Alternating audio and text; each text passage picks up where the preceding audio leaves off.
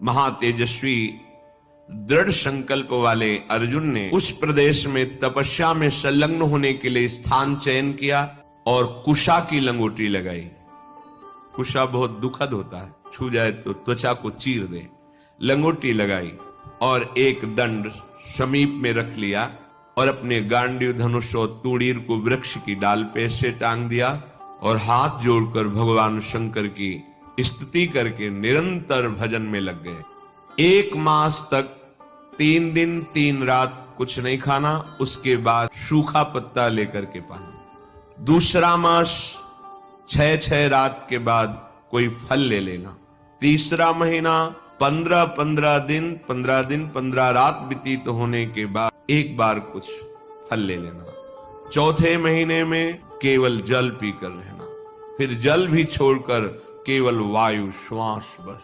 निरंतर महादेव जी के चिंतन में निमग्न, दोनों भुजाएं उठाए हुए, कोई सहारा नहीं, पैर के अंगूठे के अग्रभाग पर खड़े होकर के भगवान शिव के मंत्र का जप करते हुए आकाश की तरफ दृष्टि रखे हुए एकाग्र चित्त से उपासना कर रहे हैं। तदनंतर अर्जुन की भयंकर तपस्या को देख करके वहां रहने वाले जितने ब्रह्म ऋषि थे सब भगवान पिनाक पाणी महादेव जी के समीप गए और महादेव जी को प्रणाम करके कहा, देवाधिदेव अर्जुन आपके लिए महान तपस्या से युक्त होकर के उपासना कर रहे हैं।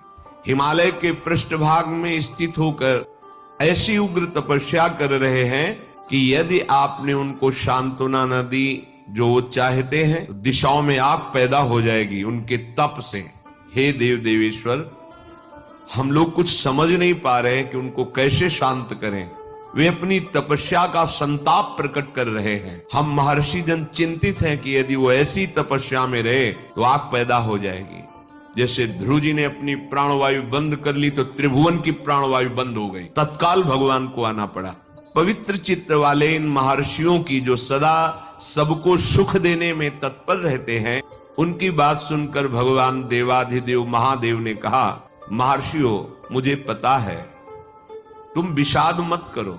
अर्जुन की तपस्या किसी को कष्ट देने के लिए नहीं है। अर्जुन के मन में जो संकल्प है वो मैं जान रहा हूं। वो किसी लोकांतर के भोग की इच्छा से तपस्या नहीं कर रहे हैं। उन्हें जो पाना है वो मैं प्रदान करूंगा।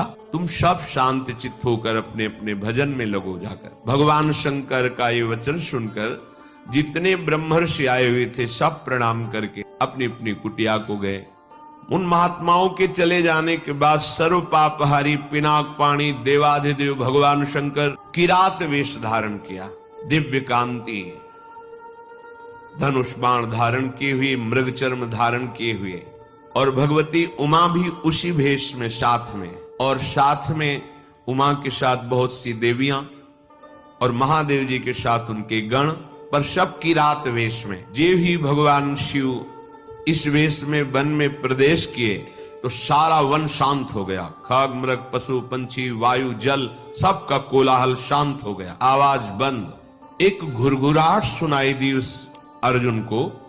आकाश दृष्टि करके मंत्र जप कर रहे थे, दृष्टि घुमाई तो देखा है कोई विशाल सुअर उनको मारने के लिए तीव्र गति से आ रहा है। तत्काल अर्जुन ने अपने गांडीव धनुष को उठाया और प्रत्यंचा चढ़ाकर टंकार की, जिसकी ध्वनि उस शांत वन में गूंज गई।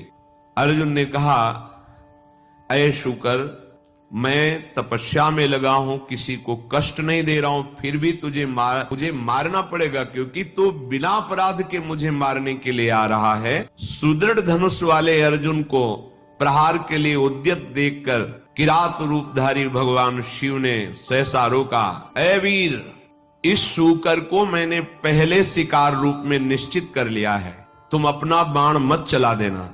परंतु अर्जुन ने किरात के वचन की अवहेलना करके तत्काल भयंकर बाण के द्वारा उस शूकर को बेध दिया। जैसे अर्जुन का बाण वैसे ही किरात वेशधारी भगवान शिव का बाण भी उसी जगह लगा। दोनों के छोड़े हुए बाण से सुवर्ण रूप त्याग करके मूक दानों विशाल पर्वत की तरह वो अपने असली स्वरूप में आकर प्राण त्याग कर गिर पड़ा।